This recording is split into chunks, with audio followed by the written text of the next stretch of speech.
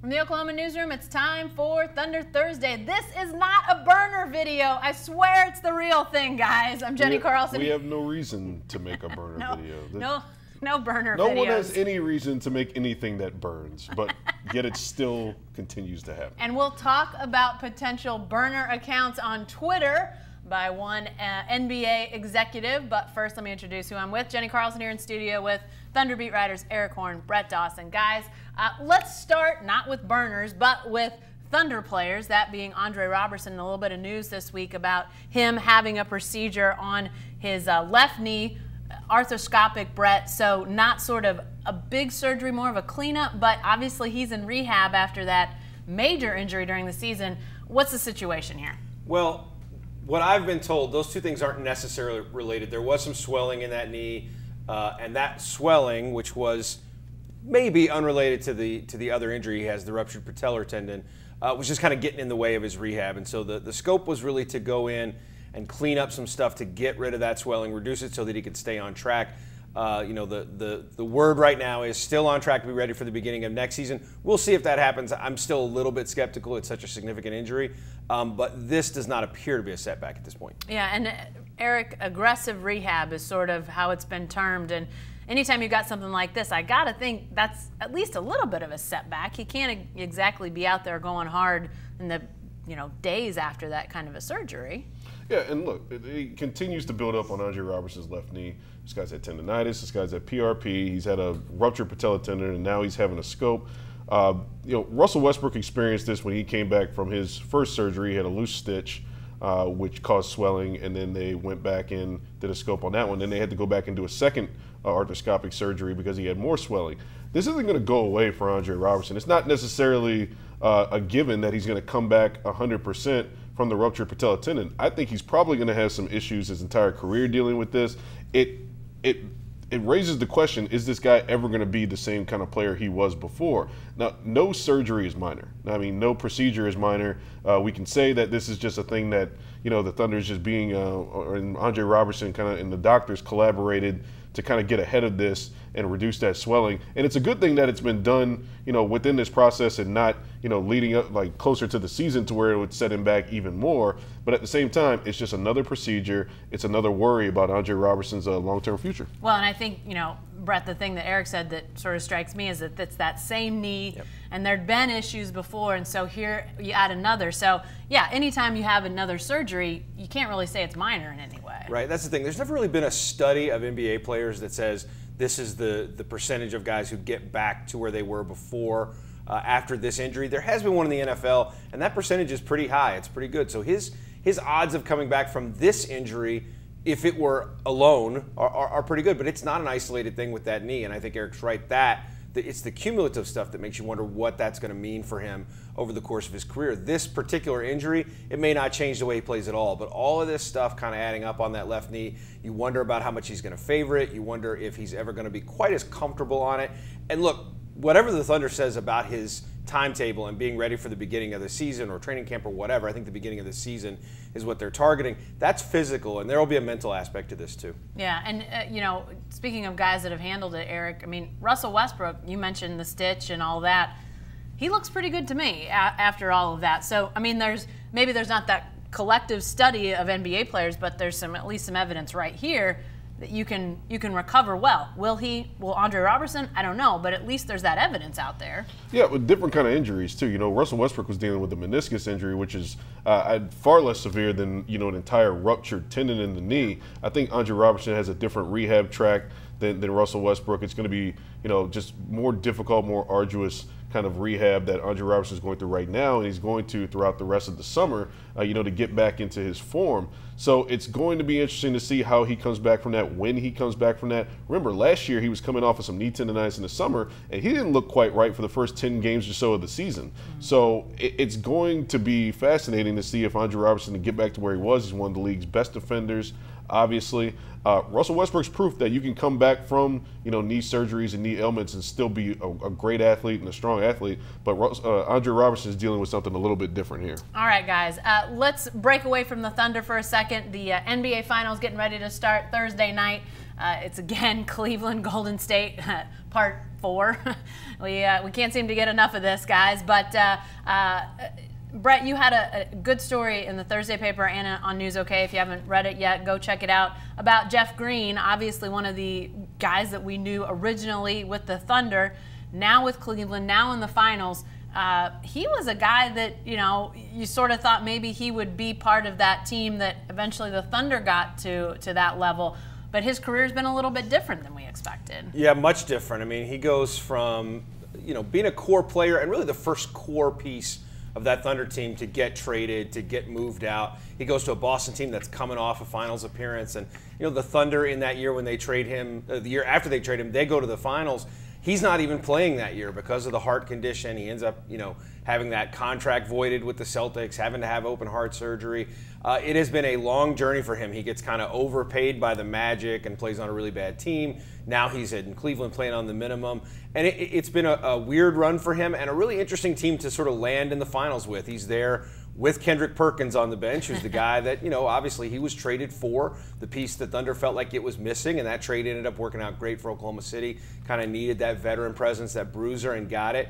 And he's also, weirdly enough, on a team with LeBron James, by the way, the guy who first kind of compared him to your uncle, who frustrates you at the YMCA on the basketball court, and that was sort of the genesis of the nickname Uncle Jeff. Yeah, it was. And I didn't actually know that until I read it in your story today. I'd always called him Uncle Jeff, but I didn't know where it came from. But Eric, when you think back about Jeff Green, a trade that, as Brett mentioned, needed to be done. The Thunder had to move some pieces around to make it work with the personnel they had, and yet that was really a gut-wrenching situation for people that love the Thunder, but also people inside the Thunder. That was an emotional time for people. Yeah, Jeff Green is one of those original kind of guys. I mean, he was in that draft class with Kevin Durant where, the Sonics and Sam Presti made that trade in order, to get that fifth, I think it was the 5th pick, in order to get Jeff Green, trading Ray Allen. He's one of those original guys. Like he would have been one of those longest tenured guys with Nick Collison and Kevin Durant had they stayed around. So Jeff Green's a guy who's always going to be connected to the Thunder. He's always going to be connected to that Sonics team that made the move over. And it speaks to Jeff Green's resilience that he's come back from this injury and that he's continued to progress throughout his career. He might not have turned out to be a top 5 pick worthy kind of guy, but he's been a guy who's had a solid NBA career. And as the NBA has evolved over the last few years, he's evolved his game too to become kind of that stretch power forward type, that 6'9", sturdy body, can guard multiple positions. So I'm happy for Jeff Green. I'm glad he's made a good career after starting with the Thunder, or with the Sonics 10 years ago. Are they the last 2 Sonics left now? Because Nick Collison isn't an active player technically anymore. I mean, I think they might be the last 2 guys left. Damian Wilkins is somewhere hooping it up. Somewhere. Somewhere, Damian Wilkins, yes. Earl Watson might try and lace it up. Was Earl Watson a Sonic? Maybe. I don't even know if Earl Watson was a Sonic. I'm not sure. I'm just talking now. No, I think he was. Good poll. Guys, the feel-good story of Jeff Green. Now the question becomes, can it be a real feel-good and actually win this thing? No. Cleveland upsetting the Warriors. I mean, I think upset's the right word, right? I mean, let's be honest here. I don't think a lot of people expected Cleveland to survive that Boston series. And Eric, here they are. Any chance Cleveland can get through the Warriors? No. LeBron James has had a phenomenal playoffs. I think he's had a phenomenal playoffs to the point that he's probably going to be very, very tired going into this series. He's had to carry a heavy load.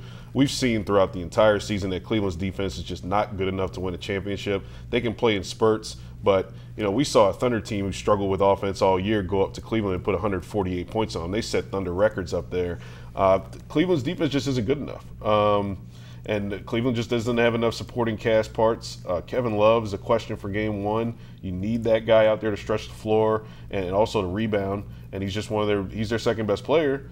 So I just can't see any way this series gets past 5 games. I give LeBron James some credit. He'll be able to get at least 1 game, but it's kind of going to be a carbon copy of last season to me. Yeah, it seems it's hard to pick against LeBron in the East, but when it comes to the finals, it's a whole different ballgame, Brett, and especially when you see the way that the Warriors took some pretty serious punches from the Rockets and still won that series going away really at the end. Yeah, and let's remember LeBron's much better team, his best Cleveland team, beat the Warriors with Kyrie Irving having a 40-point game in Game 7, and it took 7 games, and it took some weirdness. It took blowing a 3-1 lead, famously. It took a Draymond Green suspension. There was a whole lot that went in Cleveland's favor to win that one series. This one, last year we saw the gap between Cleveland and Golden State with Kevin Durant, and that's why the Warriors got Kevin Durant, was to, it's not, they don't really need Kevin Durant to have a great regular season or probably even to win the West. They got him to have a guy against LeBron James who kind of offsets what LeBron does, and that's what Kevin Durant gave them last year. He was the Finals MVP. I would expect that he's going to play well again. They just have a hard time finding a way to defend him. We're going to see how they do it because they use Jay Crowder most of the time in the 2 regular season games. He's not there anymore. But it's just hard to see Cleveland throwing together any kind of defensive plan that gets them over the hump against Golden State for even more than a game or possibly 2. And I think even 2 is a real stretch for them. And let's be frank about this, too. I don't think that this series would be much different if Houston would have beaten Golden State either. I think Houston would have probably beaten the Cavaliers in 6 games. Or, I think LeBron might have gotten maybe 1 more game, depending on if Chris Paul plays or not, if he's able to come back. But I think Houston would have beaten this team, too. Houston's a better defensive team than Cleveland. They're a better offensive team than Cleveland. And I think that they would have been, kind of galvanized by the fact that they beat the tough Warriors team in order to get to the finals and have that opportunity. So I think anybody who would have come out of the West probably would have been the favorite over Cleveland. Guys, before we get to burners, I know we're projecting out, but you guys are talking about this being, maybe as short as a 5-game series, probably being, pretty much in the ballpark of what we're thinking here at the finals. What does this mean for LeBron? What does this mean for his future? And what are the ripples out there? I mean, do you feel like this is, if it's a short series, if it's a big Warriors win, does it push LeBron out the door? What's your feeling about how this impacts LeBron's future? I don't think it impacts it any one way or the other. He's got to be able to either retool Cleveland or go somewhere else. It's going to be massive overhaul regardless. So whatever team he goes to is going to be significantly altered. If it's LA or Houston, those teams are going to be significantly altered in terms of their roster. If it's Philly, they're going to have to maneuver some things in order to get some guys in and out of there. If it's Cleveland, you're going to see more overhaul, and you're going to see another team that's led by LeBron, and maybe he can recruit some other guys. But this result doesn't really have anything to do with LeBron's offseason because this was a flawed team going into this playoffs to begin with, and it's remarkable that LeBron's been able to get him this far with this crew and how little some of these guys have contributed, particularly some of the guys that they traded for at the deadline. Yeah, you haven't gotten anything out of a Rodney Hood. You've gotten little out of Larry Nance in this playoffs. George Hill's been up and down. Clarkson's been almost a non-factor. So LeBron's going to have to make some changes no matter where he goes. Well, and that was sort of what I was thinking as you were talking about flawed, Brett. You look at that big offseason at the trade deadline. They made this huge, dramatic trade. The Thunder obviously saw him right after that. Had everybody buzzing about what they had done. And now here we are. They're in the finals, obviously, so some measure of payoff, but still we look at it and go, well, that's not a team that can go beat the Warriors. Yeah, look who got them in the finals. It was LeBron James. Kevin Love put them in good position. Jeff Green helped them close it out. Those were guys that were already there. Those guys that were involved in the trade really hasn't been much of a factor. And I think to Eric's point, LeBron's mind is made up about this particular Cleveland team, I'm sure, by now. He's played with these guys for a long time. Not only has he had to carry a big load in the postseason, he played all 82 games. I believe he led the league in minutes. If not, he was really high up the list. He's had an exhausting kind of year. He's not going to do that again, whether it's in Cleveland or somewhere else. I just can't see him doing that in year 16. He's doing amazing things in his 15th year in the NBA. Can't imagine that he wants to do that again next year. So whether that means he's going to go somewhere else or whether that means that with whatever pieces they have, including that number 8 pick, maybe they can find some moves and trades that keep LeBron around. I don't think it's unlikely even that he returns to Cleveland, but it'll be a very, very different looking team if he does. Might be a team that has Paul George on it for all we know. Yeah, well, there's a little carrot to dangle out there for people to munch on until we talk again about that. It's entirely possible. Chris Paul did this with the Clippers last year. He informed them that he wanted to go to Houston, and then he basically opted into the final year of his deal, and then they were able to orchestrate a trade. And Paul George has that option. He can opt into the $20.7 million he's due this upcoming season. and they can orchestrate a trade somewhere so the Thunder doesn't get left empty-handed should Paul George want to leave. Yeah. All right. Yeah, lots more to chew on as it relates to that. We'll talk about that in coming weeks for sure. But we mentioned burners before at the top of the show, mentioned it a little bit ago, but if you're paying any attention to the goings-on around the NBA here of late, you know the scuttlebutt surrounding Brian Colangelo, the GM of the Philadelphia 76ers. A very successful franchise, obviously. All of the rebuilding that they did, we're starting to see come to fruition. But a story from The Ringer that basically points to the fact that Colangelo, the GM, which, Sam Presti's equal, basically in Philadelphia, created these fake accounts for Twitter to basically defend himself and go after players and try to talk to the media and influence them with, fake accounts. Brett, this is nothing but odd. It's pretty odd. So one part of the story is not surprising at all. The idea that a GM would have a fake account to look at Twitter and sort of observe. I imagine some GMs are on Twitter. Daryl Morey's a guy who's very active on it, the Houston general manager. But the guys who aren't active on it, most of them probably have accounts to look at Twitter. That would not be surprising at all. The idea of posting, and we don't know at this point for sure whether it was Brian Colangelo, certainly the Ringer story asks you to make a very small leap to that, but there are some other options. Some recent reporting indicates maybe his wife. So there's some other possibilities there. But it's a very strange story, and yet what we've seen now, we've seen a former MVP in Kevin Durant, and now we've seen a general manager in Brian Colangelo possibly posting these fake tweets under burner accounts, and it's sort of become a trend in the NBA. It makes you wonder how much it's happening in other places. And I think certainly the shocking nature of this is the idea that maybe the GM is doing it, but the idea that teams might be doing it, that there might be whether it's PR people or whatever kind of staff, that they might be going on Twitter and defending the team or kind of trying to steer the conversation. That wouldn't be totally shocking. If a general manager is doing it, it's pretty shocking. Yeah, and as you mentioned, now some follow-up reporting that indicates maybe his wife, or maybe they did it in concert, because one of these accounts that the Ringer asked about, they basically said, yeah, that's his, that's Colangelo's. But Eric, the 76ers are going to look into this, because some of the stuff that was put out there was stuff that probably shouldn't have been put out there by anybody that had behind-the-scenes information. So it looks like they're taking this fairly seriously. Well, they should. Yeah. Because, if the Colangelos, whether it's him or his wife, or conspiring against players on the team, such as Joel Embiid, your franchise centerpiece, that's really the most damning thing that they've put out there. It'd be one thing if, like Brett said, if they were taking up for players on the team, which they did with Ben Simmons in some of these tweets. But, they're bad-mouthing the trainer, Markelle Fultz, or blaming him. They're putting blame on other players for their attitude, and Joel Embiid. They're going after, false medical reports, or putting out false information about medical reports on Jahlil Okafor, who was a guy who fell out in Philadelphia, a bad-mouthing Nerlens Noel's work ethic, a guy who used to play there.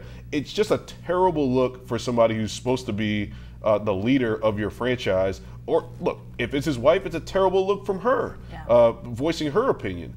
You should put a name and you should put a face to it if you're going to say these things. But we know that no general manager or president of basketball operations would ever do such a thing, and it makes it even worse if he's outright lying about it and saying that it's not him, or if he's basically throwing his wife under the bus by going to other people and saying, well, it's not me, it's my wife, look over there. So it's a bad situation. Brian Colangelo probably needs to be fired, frankly, whether it's him or his wife. Somebody's got to go, and you've got to be able to keep, it's a players' league. You got to be able to keep Joel Embiid happy. He takes priority over a Brian Colangelo in this situation, because Brian Colangelo isn't playing any games. Joel Embiid's the guy who helped you get to the Eastern Conference semifinals. Brian Colangelo just kind of picked up where Sam Hinkie left off. Yeah. Because he was basically essentially handed this position after the league stepped in and said, we got to change the process. Underrated part of what Eric just said there. There was some defense of Ben Simmons and some criticism of Joel Embiid. You can't have that. Not at this stage of their development as players and as a team. You can't have it appear that your GM has taken sides with one star player over the other, because that is going to be, as we know, as we've seen a million times over in the NBA, that's going to be a delicate balancing act as you move forward. You got to make sure the organization is all on the same page, and that page is we love Ben Simmons and we love Joel Embiid. And the messed up part about that is those are two young guys who went out of their way to say, we're not going to let this become a situation where we're pitted against each other. They've had these conversations preemptively in their careers, which shows their maturity. Yeah. Now, you can debate Joel Embiid's maturity because he's such a he's on Twitter just blasting all the time and being a troll. But it does show their maturity in that these guys got together and said, how are we going to stay together long term? How are we going to work this out and be two superstars in this city? They looked at the model of a Kevin Durant and a Russell Westbrook and a James Harden. And they said, we don't want to be that. We don't want it to get to this point to where we have to be fractured or we have to go our separate ways. And now you've got the guy who's supposed to be the adult in this situation, allegedly bad-mouthing Joel Embiid. Yeah. And saying that Ben Simmons is the model you want to look after, it's a terrible look. And for that reason alone, you're probably going to have to part ways with Brian Colangelo. You know, by the way, for people who don't know, that's literal. They Eric's not pulling out of the thin air that they looked at the Thunder. They have literally said, Joel Embiid has literally talked about it. It's a thing that they said, we don't want to be Durant and Westbrook. You know, I know people that have paid attention to the league a long time will know the name Colangelo. Maybe not Brian, but Jerry, his dad, who's well respected around the league, longtime GM, oversaw USA basketball because he was so respected. Brian, not nearly as established, but obviously given, as Eric said, given the keys to the Sixers after they'd basically done all the hard work. So you kind of wonder if maybe, you know, his perspective, he didn't see it built. He's I don't want to say riding the coattails, but you wonder like how much understanding does he have of how difficult this is and how easy it is to mess up, because right now it seems like he's adding, you know, he's stirring stuff into the pot that just doesn't need to be there, guys. I think there's entitlement.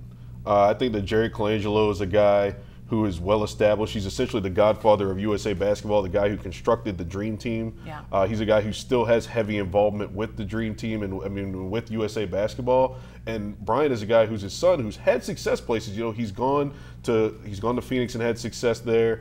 He's worked in the front office in Toronto and won front office awards there and rebuilding the Toronto Raptors. But you know, these burner accounts are talking trash about Toronto people too. Yeah. It just seems like a sense of entitlement when it comes to a guy who was essentially handed a position, handed premium draft picks, and you know, he's mismanaged some situations along the line to where, you know, Philly fans really aren't that high on this guy to begin with, and all of a sudden these allegations come out that he's potentially, you know, bad-mouthing guys that are on the team. These aren't his draft picks, by the way. These are guys that Sam Hinkie tanked and had a controversial system in order to get. You know, I think there's some entitlement there from Brian Colangelo, maybe his wife. We don't know yet, but you know, they copped to at least one of these accounts being his, and he's going to have to own for it. Yeah, I don't know enough about how you can investigate this stuff on Twitter. They're gonna, I mean, people that are smarter than me are looking at it, obviously. You know, the 76ers are going to do what they're going to do. I wonder if the NBA is going to have anything to say about this in terms of their rules and things out there. I mean, is that even a thought, Brett? I imagine they're going to leave this up to the team because I don't think it's something that they want to step into. If it were something inside the league office, they might explore it. I would think they're going to leave that to the Sixers. But look, that's an interesting thing. The Sixers do have to explore it. They say they're going to do an independent investigation. That is a smart thing to do. I suspect that it will not be that hard if you have an independent investigation because they're going to have to turn some things over to those people. The Sixers are going to require it. So that's going to be a very interesting story to follow. This thing's going to go on for a while. It's going to have a ripple effect, I would imagine. And I would imagine that a whole lot of Twitter accounts got deleted the day that this came out that belonged to people who worked in front offices and various arms of teams around the NBA. Not necessarily that were posting inflammatory things, but just anything that posted that was sort of a burner account. I bet a whole bunch of them got deleted. Wow. Bring back Sam Hinkie, 76ers. Let's see how he can do. Sam Hinkie 2.0. They might need him back. We'll see. All right, this burner account, it's over. We're done. Be sure to stay with the best coverage team anywhere at newsok.com and every day in the Oklahoman.